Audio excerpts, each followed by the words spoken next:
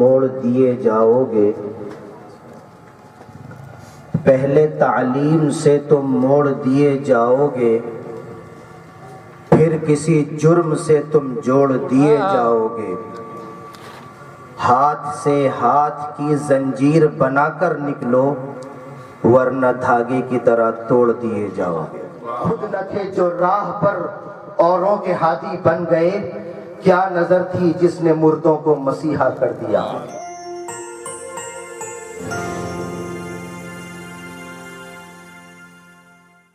بسم اللہ الرحمن الرحیم،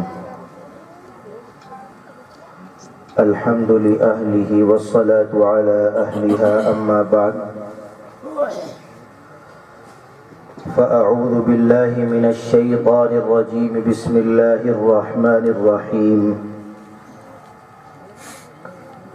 قل هل يستوي الذین يعلمون والذین لا يعلمون انما يتذکر اولو الالباب، صدق اللہ العلی العظیم۔ پہلے تعلیم سے تم موڑ دیے جاؤ گے، پہلے تعلیم سے تم موڑ دیے جاؤ گے، پھر کسی جرم سے تم جوڑ دیے جاؤ گے، ہاتھ سے ہاتھ کی زنجیر بنا کر نکلو ورنہ دھاگے کی طرح توڑ دیے جاؤ گے۔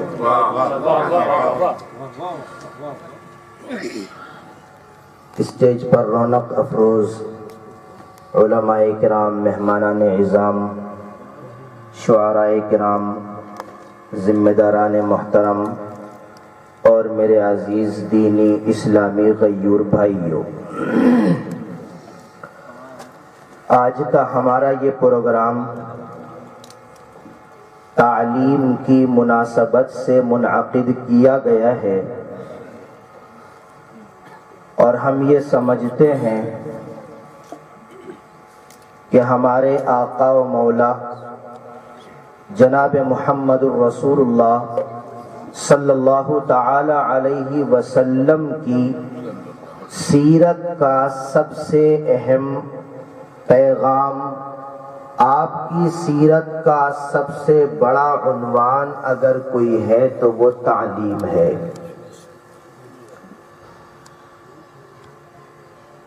اللہ تبارک و تعالی نے دنیا میں 18,000 قسم کی مخلوقات پیدا کی ہے۔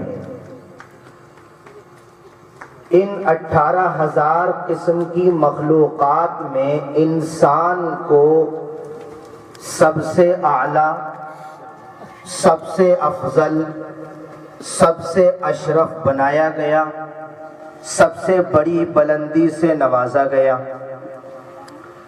جبکہ انسان کے پیدا کیے جانے سے پہلے اللہ تعالی نے فرشتوں کو بھی پیدا کیا تھا۔ ہم سب جانتے ہیں کہ فرشتے نور سے پیدا کی ہوئی مخلوق ہیں۔ انسان کی پیدائش سے پہلے اللہ نے جنات کو بھی پیدا کر دیا تھا، اور ہم سب جانتے ہیں کہ جنات کے اندر آگ کا مادہ زیادہ ہے۔ تیسرے نمبر پر انسان کو پیدا کیا گیا، مٹی سے پیدا کیا گیا، جس کی دنیا میں کوئی حیثیت نہیں ہے، اور پیدا کرتے ہی انسان کو ساری مخلوقات میں افضل ترین اور اعلیٰ ترین بنا دیا گیا۔ سوال یہ ہے کہ اس مٹی کے پتلے میں وہ کیا خاصیت ہے؟ وہ کون سے سرخاب کے پر اس مٹی سے بنے ہوئے انسان میں موجود ہیں جس کی وجہ سے اتنا بڑا مقام اس انسان کو دے دیا گیا؟ اس کا جواب قرآن کریم نے دیا ہے۔ بہت مختصر لفظوں میں اس پورے واقعے کی طرف اشارہ کر رہا ہوں جس کی بنیاد پر انسان کو اشرف بنایا گیا۔ جب اللہ تبارک و تعالی نے انسان کو حضرت آدم علیہ السلام کو پیدا کرنے کا ارادہ کیا تو سب سے پہلے فرشتوں کے سامنے یہ بات رکھی کہ فرشتوں، میں دنیا کے اندر ایک اور مخلوق پیدا کرنے جا رہا ہوں، انی جاعل فی الارض خلیفہ، ایک مخلوق پیدا کرنے جا رہا ہوں۔ فرشتوں کے ذہن میں یہ بات آئی کہ ہم اللہ کی عبادت کرتے ہیں، ہم اللہ کی اطاعت اور فرما برداری کرتے ہیں، تو وہ دوسری مخلوق آئے گی، وہ کیا کام کرے گی؟ اللہ سے سوال کیا الہ العالمین، اس مخلوق کو پیدا کرنے کا مقصد، وہ مخلوق دنیا میں آئے تو کیا کرے گی؟ اللہ تعالیٰ نے فرمایا، کتابوں کے اندر لکھا ہے، اللہ نے فرشتوں کو جواب دیا کہ فرشتوں، وہ مخلوق سارے کام کرے گی، اچھے کام بھی کرے گی، برے کام بھی کرے گی، میرے احکام کی پابندی بھی کرے گی، میرے احکام کی نافرمانی بھی کرے گی، دنیا کے اندر صاف صفائی بھی رکھے گی اور دنیا کے اندر خون خرابہ بھی کرے گی۔ جب یہ سارا تفصیلی جواب فرشتوں کے سامنے آیا تو فرشتوں کے ذہن میں پھر دوبارہ سوال پیدا ہوا اور کہنے لگے، اتجعل فیہا من یفسد فیہا ویسفک الدماء، الہ العالمین، ایسی مخلوق کو دنیا میں پیدا کرنے کی کیا ضرورت ہے جو مخلوق دنیا میں آ کر تیرے احکام کی نافرمانی کرے، دنیا میں آ کر دنیا کو گندا کرے، دنیا میں آ کر دنیا میں خون خرابہ پیدا کرے؟ ایسی مخلوق کو پیدا کرنے کی ضرورت کیا ہے؟ اور رہی تیری عبادت اور اطاعت کی بات، وَنَحْنُ نُسَبِّحُ بِحَمْدِكَ وَنُقَدِّسُ لَكَ، تیری تسبیح ہم بیان کرتے ہیں، تیری عبادت اور اطاعت ہم کرتے ہیں، اس کے لیے ہم کافی ہیں، کسی اور مخلوق کو پیدا کرنے کا مقصد سمجھ میں نہیں آتا۔ فرشتوں کا سوال تھا، اللہ تعالیٰ نے اس سوال کے جواب میں فرمایا، انی اعلم ما لا تعلمون، فرشتوں جو میں جانتا ہوں وہ تم نہیں جانتے۔ بات ختم ہو گئی۔ حضرت آدم علیہ السلام کو اللہ نے پیدا فرما دیا، ان کے اندر روح ڈال دی گئی، پھر اللہ تعالیٰ نے حضرت آدم علیہ السلام کو دنیا میں پائی جانے والی تمام چیزوں کے نام اور کام سکھلا دیے۔ عربی زبان میں اس علم کو علم الاسماء کہا جاتا ہے، اور میری اور آپ کی زبان میں اس کو سائنس کہا جاتا ہے۔ یوں کہیے اللہ تعالیٰ نے حضرت آدم علیہ السلام کو سائنس کا علم عطا کر دیا، دنیا میں پائی جانے والی ہر چیز کا نام بھی بتا دیا، اور یہ بھی بتا دیا کہ یہ چیز کس کام آتی ہے، اس کی خاصیت کیا ہے، اس کا فائدہ کیا ہے، اس کے فیچرز کیا ہے، ہر چیز اللہ تعالیٰ نے حضرت آدم علیہ السلام کو سکھلا دی۔ جب حضرت آدم ساری چیزیں جان گئے، سیکھ گئے، تو اب اللہ تعالیٰ نے حضرت آدم کے سامنے فرشتوں کو بلایا، اور وہ ساری چیزیں جو حضرت آدم کو سکھلائی گئی تھی اللہ نے فرشتوں سے معلوم کی۔ کہا فرشتوں یہ بتاؤ اس چیز کا کیا نام ہے، اس کی کیا خاصیت ہے، یہ کس کام آتی ہے؟ فرشتوں کے پاس اس چیز کا علم نہیں تھا، فرشتے نہیں جانتے تھے کہ کون سی چیز کا کیا نام ہے، اس کی کیا خاصیت ہے، اس کا کیا کام ہے۔ سارے فرشتوں نے عاجزی کا اظہار کرتے ہوئے کہا، سبحانک لا علم لنا، الہ العالمین تیری ذات بہت بلند ہے، ہر عیب سے پاک ہے، ہمیں ان چیزوں کا علم نہیں آتا۔ جب فرشتوں نے اپنی عاجزی کا اظہار کیا، تب اللہ نے حضرت آدم سے کہا، یا آدم انبئہم باسمائہم، آدم اب ان تمام فرشتوں کے سامنے تم تمام چیزوں کے نام بتاؤ، تمام چیزوں کی خاصیت اور کام بتاؤ۔ حضرت آدم کو علم تھا، ساری چیزوں کے نام اور کام فر بتا دیے۔ فرشتے دیکھ کر کے دنگ رہ گئے۔ اللہ تعالی نے فرشتوں کے سامنے حجت تام کی اور کہا، الم اقل لکم انی اعلم غیب السماوات والارض، فرشتوں میں تم سے پہلے کہہ چکا تھا کہ جو باتیں میں جانتا ہوں وہ تم نہیں جانتے۔ تم اطاعت کرتے ہو، یقیناً کرتے ہو، تم عبادت کرتے ہو، یقیناً کرتے ہو، تمہاری عبادت بھی قبول ہے، تمہاری اطاعت بھی قبول ہے، لیکن یاد رکھو جس دنیا کو مجھے چلانا ہے اس دنیا میں مجھے اپنا خلیفہ اور نائب پیدا کرنا ہے، وہ خلیفہ اور نائب بغیر علم کے کام نہیں کر سکتا۔ حضرت آدم علیہ السلام کو ساری چیزوں کا نام سکھلا دیا اور یہ بتا دیا کہ آدم کو تمام مخلوقات پر فوقیت اگر ملی ہے، بلندی اگر ملی ہے، شرافت اگر ملی ہے تو علم کی بنیاد پر ملی ہے۔ یاد رکھیے اس دنیا کا سب سے بڑا مسئلہ علم سے دوری ہے، اور اس کے لیے سب سے بڑا حل علم کا حاصل کرنا ہے، اپنے آپ کو تعلیم سے اور ایجوکیشن سے جوڑنا ہے۔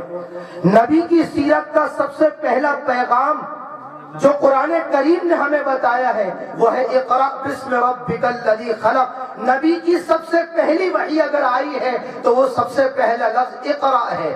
آپ ذرا غور کیجئے، زمانہ جاہلیت وہ زمانہ تھا جس زمانے میں ہر طرح کی برائی پائی جاتی تھی۔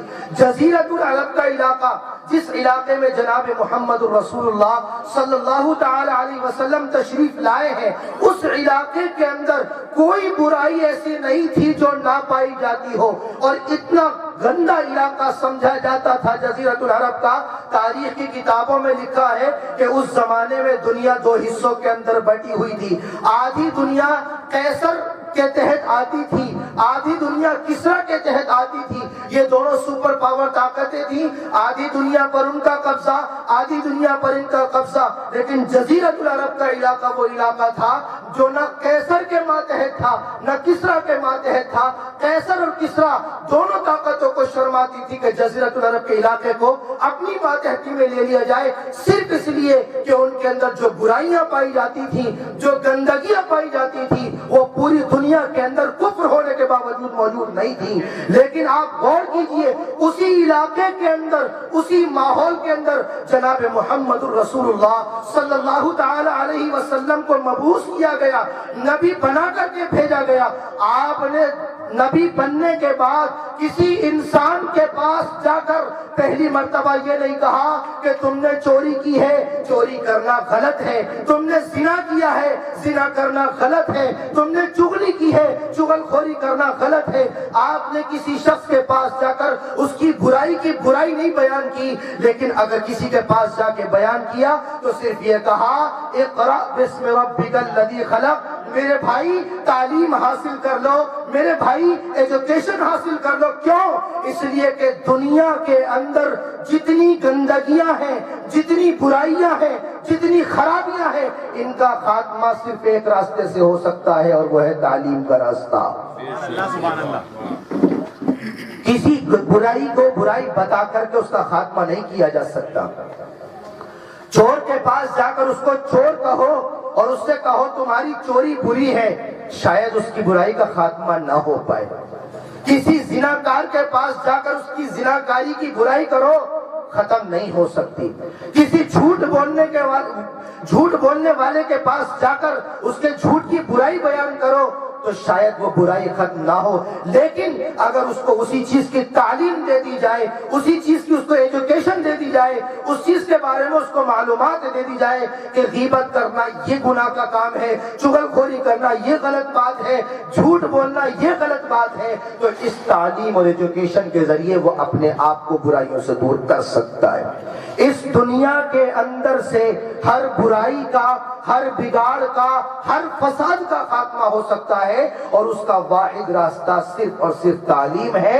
دنیا کی جن قوموں نے اپنے آپ کو تعلیم سے دور رکھا ہے وہ قومیں ہر گندگی کے اندر مبتلا ہوئی ہیں، ہر برائی کے اندر مبتلا ہوئی ہیں، اور وہی قومیں جب تعلیم سے جڑی ہے تو دنیا کی رہنما بنی ہے۔ صحابہ کرام اسی کی مثال ہے۔ صحابہ کرام پہلے زمانے سے صحابی نہیں بنے ہیں، ایک زمانہ ان کا وہ بھی تھا جس زمانے میں وہ کفر کے اندر مبتلا تھے، شرک کے اندر مبتلا تھے، گناہوں کے اندر مبتلا تھے۔ لیکن جب جناب محمد رسول اللہ صلی اللہ تعالی علیہ وسلم نے آ کر ان کے سامنے تعلیم رکھی، اقرا کا لفظ ان کو سنایا، قرآن کریم کے علوم سے جوڑا، قرآن کریم کی تعلیمات سے جوڑا، تو پھر علامہ اقبال نے بھی ان کے بارے میں کہہ دیا، خود نہ تھے جو راہ پر اوروں کے ہادی بن گئے، کیا نظر تھی جس نے مردوں کو مسیحا کر دیا۔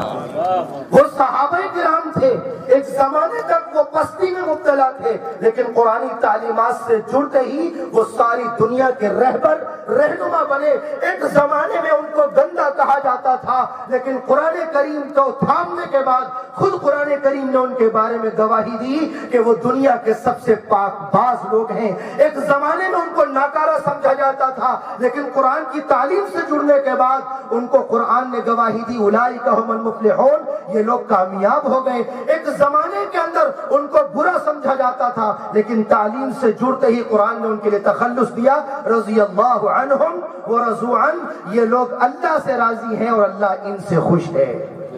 یاد رکھیے دنیا کا واحد مسئلہ تعلیم ہے اور اس کا واحد حل بھی تعلیم ہے۔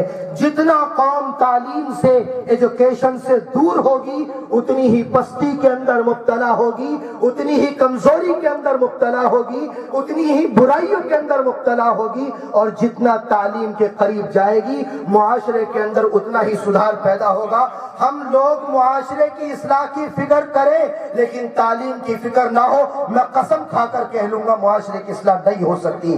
اس معاشرے کو ہر قسم کی تعلیم کی ضرورت ہے، مذہبی تعلیم بھی اس معاشرے کی ضرورت ہے، عصری تعلیم بھی اس معاشرے کی ضرورت ہے۔ میرے گھر کا بچہ اگر قرآن سے جڑا ہوا ہو تو میرے گھر کا بچہ سائنس سے بھی جڑا ہوا ہو، میرے گھر کا بچہ اگر احادیث شریفہ سے جڑا ہوا ہو تو میرے گھر کا بچہ انجینئر اور ڈاکٹر بھی ہو۔ اس لیے کیونکہ دنیا کے اندر یہ سارے دھارے چل رہے ہیں، یہ سارے راستے چل رہے ہیں، اور میرے نبی نے یہ سارے راستے بنائے ہیں۔